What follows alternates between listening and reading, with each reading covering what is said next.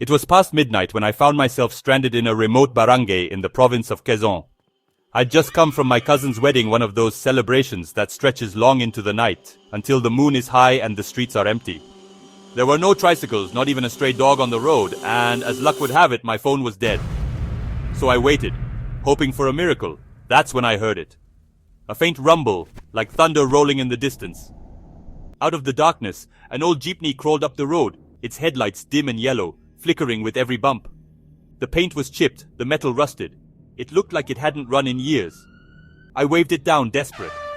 It stopped without a sound, just a hiss of brakes. The door creaked open. Behind the wheel was an old man wearing a salakot. His eyes were hollow, empty, like they'd seen too much. He nodded, and I climbed in, not asking questions, just thankful for a ride. Inside there were a handful of passengers.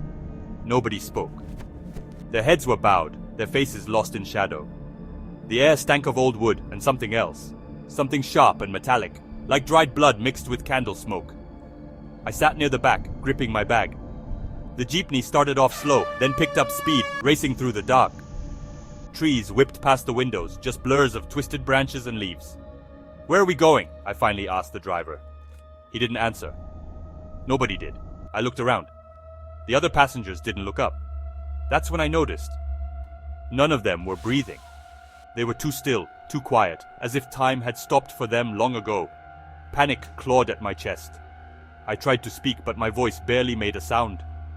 Outside, the road had vanished, replaced by thick fog and trees that looked like claws reaching for the sky. I pounded on the jeepney's metal frame. "Let me out!" My voice echoed in the emptiness. The jeepney screeched to a halt. I jumped out, legs trembling. But everything was wrong. The barangay was there, but abandoned, ruined. The houses were empty shells, eaten away by time. The silence was thick, suffocating. I turned to look for the jeepney, but it was gone.